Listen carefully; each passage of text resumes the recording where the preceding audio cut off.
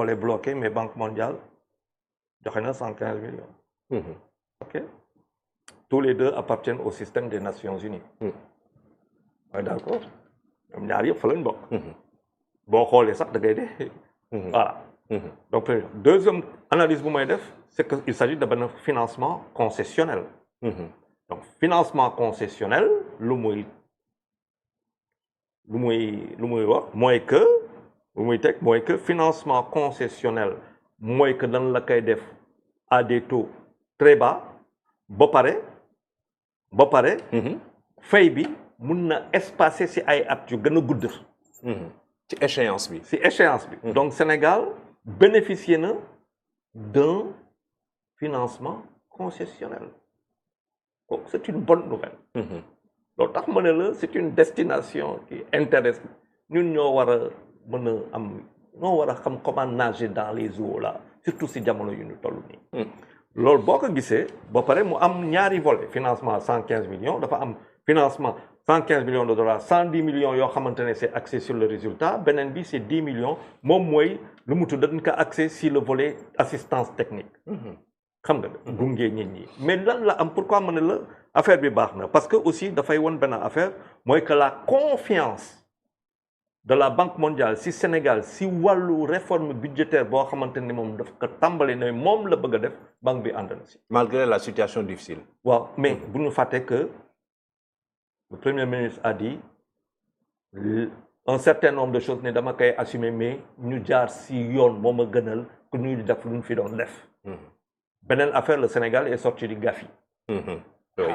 Ça veut dire que le Sénégal a bonne presse. Oui. ñun ñoo war a inverser. Gafi c'est par rapport à la corruption. Pour zone de turbulence bi et tout ça. Zone de turbulence, tout ce qui est blanchiment de terrorisme, capitaux, ay affaires yu demee noonu. Et des efforts ont été faits. Donc Sénégal génn na si. Donc Sénégal am na a priori préjugé favorable bu ko may mu am léegi. N'est-ce pas léegi bu ñu fàtte que lii bu ñu ko jox nii mais si wàllu numérisation lan lay indi. si wàllu outil yu gën a performant électronique. C'est la disparition quasiment du papier pour l'électronique. Et ku wax électronique wax blockchain. Et c'est ce qui se passe en Guinée avec les salaires. Et c'est ce que les autorités sénégalaises veulent. Donc ñaari veuille de ndaje. C'est à l'ère du numérique. Oui, non, ça dit quand même les nouvelles autorités. Oui. mun nga leen reprocher lu ne. mais bana affaire moom leer na. lu fi doon am dootu fi amati. En tout cas ban je leur fais cette confiance là parce que lu bëri changé na. léegi boo indee lii si parce que si biir lu ñu leen di jox nii si 115 millions yi ñu diviser ko en deux volets. 115 millions de dollars. 115 millions de dollars. Alors benn bi c'est ñu ne par exemple gestion de changement transformation numérique et renforcement des capacités institutionnelles. Gestion de transformation numérique ça veut dire que c'est de manière numérique lu ñuy toog di xool la traçabilité de xaalis boo xam ne dana la ko jox. La gestion, par exemple, la gestion des finances publiques. L'accroissement de la mobilisation des ressources intérieures. Mais là, machine qui suit, ça veut dire qu'il y a un suivi qui est fait par les machines. Et même jusqu'aux opérations fiscales et aux opérations de la douane. Donc ça veut dire mise en place d'un dispositif bon à maintenir. Bon là, Moussa Wak Sénégal, je n'ai jamais compris, je l'ai toujours dit. Avec Founou Tolouan si digitalisation Sénégal buy internet di ñëw fu ñu commencé woon tàmbale woon ça veut dire que lii yëpp waroon nañ ko passé tey tant mieux le nouveau régime est en train de mettre ça en place. avec le nouvelle technologie. Yes et kooku la Banque mondiale bu ànd na ci te loolu mooy may bu ñu ko réussir le plus rapidement possible et bu ñu fàtte que c'est un programme 2025-2029 boo ko réussir ça veut dire que day gën a yomb pour la Banque mondiale mu financer yeneen opération yoo xamante ne day ñëw donc pour moi c'est excellent et dafay dugg si loo xamante ne moom moo doon ligne bu may gis depuis qu'ils sont là moom laay gis nii quoi muy dem et daf may jox information la grande information c'est que le retour des prêts concessionnels ou des financements concessionnels est possible et en grande quantité à partir du moment où il y a une maîtrise effective de la viabilité de la dette. Nous avons la gestion des finances publiques, nous avons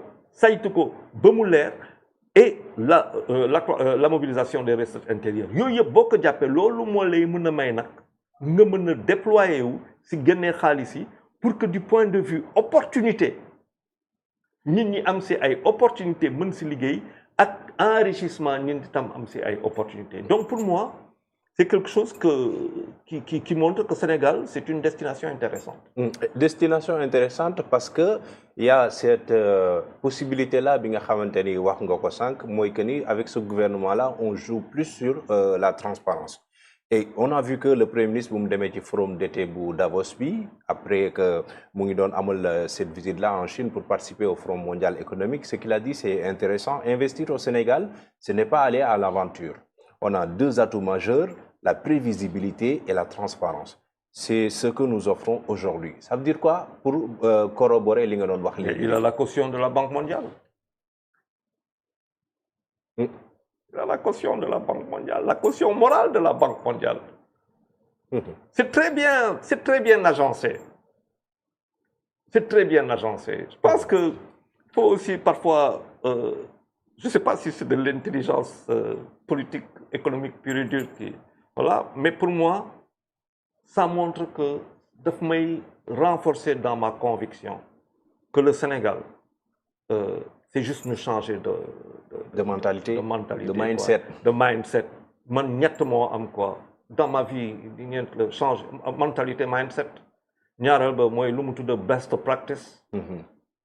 Les bonnes pratiques. beneen bi mooy délivrer mooy lu ma la wax bu ma la waxee demain laa la koy livrer demain laa la koy livrer parce que c'est ma parole qui est donnée ñaar yeneen yoo xamante ne mooy benn bàyyi joytu bi. parce que loolu moo ñu tardé beneen bi mooy di nettali pourquoi on a réussi pourquoi on a conquis. Mieux vaut raconter les conquêtes que passer son temps à pleurer sur des choses qui sont là depuis longtemps. Et donc ce que je vois là ñoom qu'est-ce qui se passe effectivement bu demee la première chose. Le Premier ministre ñu ne dafa dem Chine. Tianjin, les premiers ministres invités dans le cadre de justement de ce forum d'été de Davos ak ñu demee noonu. mu dem foofu war a dem di ay provinces parce que la Chine c'est des provinces. Il faut savoir ça aussi. Oui. La Chine c'est des provinces. C'est de grandes provinces, c'est un pays continent. dem foofu defa man lu ma siy jàpp c'est le VRP de notre économie. Il se transforme en VRP de notre économie dëgg la wala dëgg loolu laay njëkk jàpp. Il se transforme maintenant il est parti léegi nag yaa loo xamante ne dina ko wax parce que kooku c'est l'homme politique qui est ainsi fait c'est quelqu'un de gauche parce que pour moi le premier ministre et ce pouvoir est un gouvernement de gauche solo mooy suma problème ak ñoom parce que je suis un libéral ñoom ils sont de gauche mais par contre dans son discours politique à la limite sankariste tout ce que l'on veut il y a des vérités qui se disent mais aussi la compréhension des opportunités yoo xamante ne ñoo présentées au Sénégal donc bu demee wax loolu Banque mondiale am lu mu def te Banque mondiale lu mu def adduna da koy yëg ba pare nga gën a si kaw gafi nga gën a fa war a wax lii en principe tu as réuni 3 points yu am solo yu am importance am na solo doyen excusez-moi man maa ngi si ba tey suñu émission bi mais je suis vraiment fasciné par rapport ak li nga xamante ni moo di surtout la maîtrise parce que on aurait dû avoir beaucoup plus de temps pour traiter de tous ces sujets-là mais